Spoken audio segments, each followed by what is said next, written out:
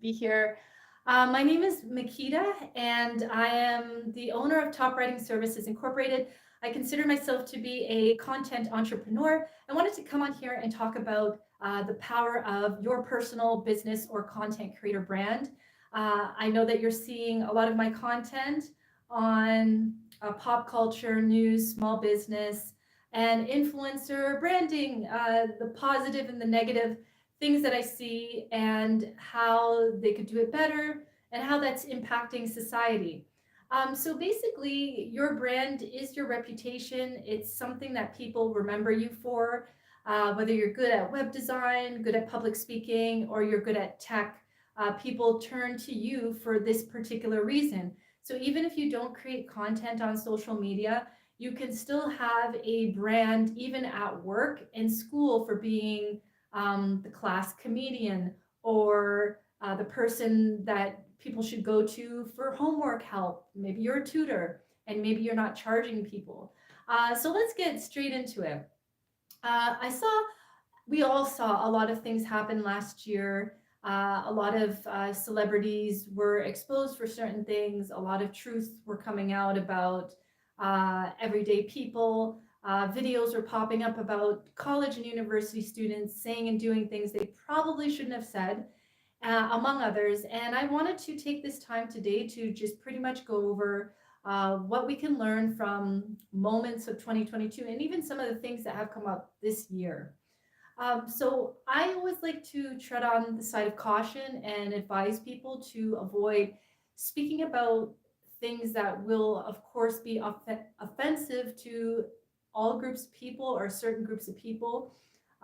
Yes, you are entitled to share your opinion, but people are also, some people on the internet also feel entitled to expose individuals to their place of work, their family, etc. So be very mindful that we are in a day and age where there are people who are advocates of ethic and morals and doing the right thing, and a comment that you leave or anything that you say could be taken personal. And if extremely controversial or disrespectful, be mindful that people can take it to the next level, as we've seen so many times, especially on platforms like TikTok.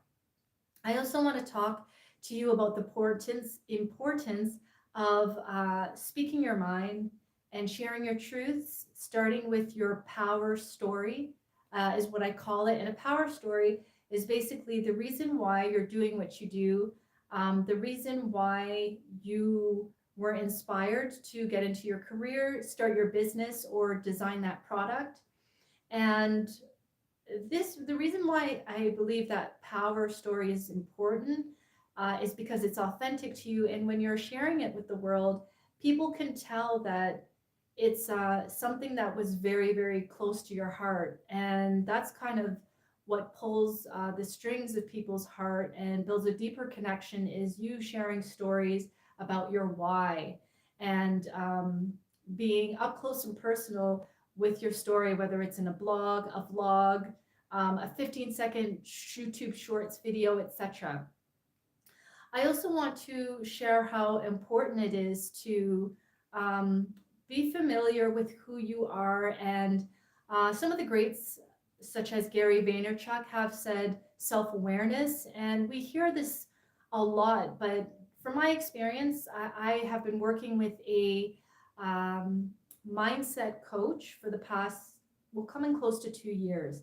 And it wasn't until I started working with him is where I started to see kind of like opportunities for improvement in my personal idea of who I thought I was as an individual, as an entrepreneur, as a creative. And so when you hear people like Gary Vee and other motivational speakers talk about knowing who you are, especially if you want to become an entrepreneur or consistently create content, I really believe that's coming from a place of ensuring that you um, know your why and you don't easily distract yourself by leaving what it is that you're doing, whether it's your business or creating content, because your why is going to actually keep you in a place of continuing to move forward. And especially if you have a following, it doesn't have to be a completely big following, But even just knowing that there are people that are being positively impacted by the things that you're saying and doing can inspire you to keep going. Self awareness is also very helpful when it comes to creating content and building a brand for yourself, because as we've seen over these past 3 years, especially of celebrities saying things or doing things, getting caught on recording, a voicemail, video camera, in embarrassing moments with things that they wish that they could take back. And sometimes, when they go back to that influencer or celebrity and they ask them why they said or what they said or did what they did, a lot of the times they explain that it came from, they were in a bad place in life or so on and so forth. But when you have a mentor and somebody who can actually speak to you and assist you with clearing out confusion or uh, helping you process disappointment in life, you can then brush it off your shoulder, kind of like Jay-Z, and move forward with whatever it is that you're doing so that you're not stuck in a place of being in a rough patch in life, which then equates to maybe you stopping the content creation process, you stopping going live every week or every month and showing up for your audience. So one of the best things that anybody can do, from my experience and in my opinion, is work on getting to know yourself more so that when you're thinking about topics to share on social media, you're not spending hours creating content, deleting videos, which would actually do really well. It's actually the candid moments or the moments where we're not trying too hard and we're not filtering ourselves to sound perfect, air quote perfect, is when that actually creates some of our best moments when it comes to being a content creator and building our reputation for what we do. Now, I can't speak for you, but some of my favorite apps to go on a regular basis are TikTok, LinkedIn, and YouTube/YouTube Shorts. This is just my experience. A lot of my customers are business related customers and organizations.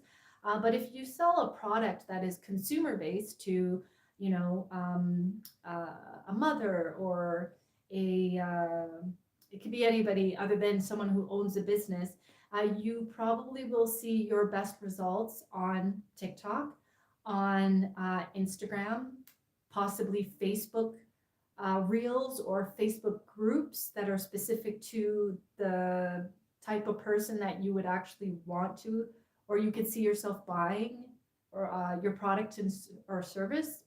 If you're business to consumer, is another great or other great platforms to use. uh, I also want to talk to you about the importance of, I wouldn't say consistency, because for the past 3 years I've been creating content probably more than I should have. In the beginning of the pandemic, I started amping up my content. Everybody was staying home, and the first thing I thought to myself was, I'm going to create more content and be on for 6 or 7 platforms. And then the last about 3 months in 2022, I just stopped posting. I kind of had what people say creator's block. I felt really frustrated with having to come up with new content. And yes, I saw a lot of inspiration online, but I had to take a break. So this can happen. I am back on track, and I typically don't take long spurts of breaks like that for months on end. But I really think it's important to know what's best for you. Do you want to be on all 7 of the top apps, or do you just want to be on 2 or 3? And I always say, go where your potential customer is or your potential audience is. So, for example, if you are selling, let's see, you're selling a toolkit and you're in the trades, maybe TikTok isn't the best place to be unless you're going to make jokes and make some comedic jokes on TikTok with your toolkit and make a joke out of it. But you might be better off on YouTube, sharing tutorials on how to, I don't know, fix a fence or fix a patch in a roof if you need to do it immediately and there's a hurricane season and you can't find a roofer ASAP, but you can patch it in the meantime. These kind of things are great on YouTube, obviously. And if you're not used to the whole TikTok world, I really do encourage you to make short videos, 15, 20-second videos on TikTok or on YouTube Shorts or on Instagram Reels, so that you can use these short reels or short YouTube Shorts or TikToks and use it across all of these platforms, as well as Facebook Reels or Instagram. Yeah, Facebook Reels is another opportunity for you as well, depending on what it is that you sell and who your audience is. I do believe that a lot of people, a lot of influencers and just people in general, non-celebrities, are going to continue to kind of share their feedback on products and services, politics, among other things. I think there's a great opportunity for people to even just share their opinions, because you just never know.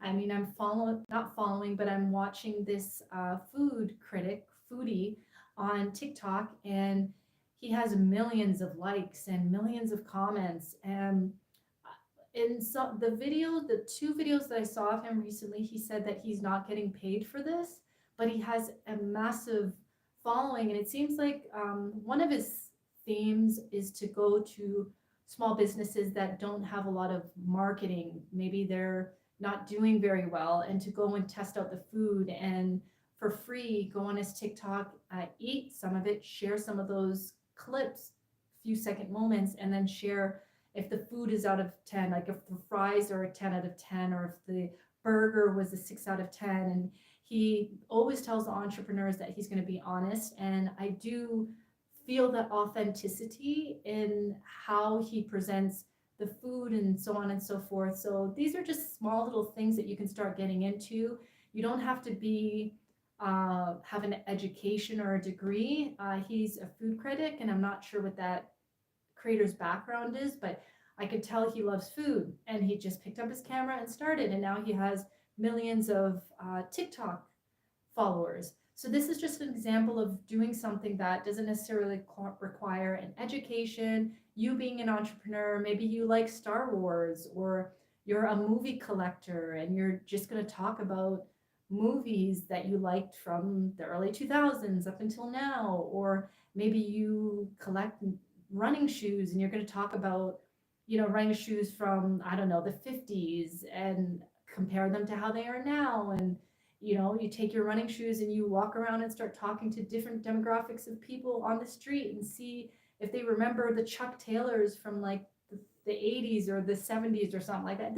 I'm just giving you easy things that you can do that you are very passionate about, that might not have anything to do with your business or your career, but you just love doing it.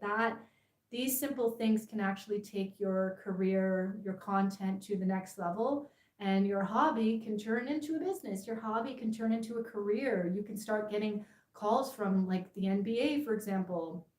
If you're a shoe collector, you could start getting calls from the NBA just by posting your content on TikTok, on YouTube. You just never know with the internet. So I just wanted to come on here for at least 15 minutes and share with you 2023 branding strategies. If you have any questions, leave them below on this video, and I will be more than happy to pretty much go over branding and any questions that you have. So stay tuned for upcoming YouTube Shorts videos. If you're on LinkedIn, check out my About page and join me there. And if you're on TikTok, check out my YouTube About page and follow me on TikTok, where I share probably the same amount of content per week here on YouTube/YouTube Shorts, but I have an extensive, more short form portfolio there. So thank you so much for watching. I appreciate each and every one of you. I appreciate the comments and the questions, and I'm learning from you, hopefully just as much as you're learning from me. And I hope you have a happy, safe, successful, and abundant 2023 and beyond. Take care.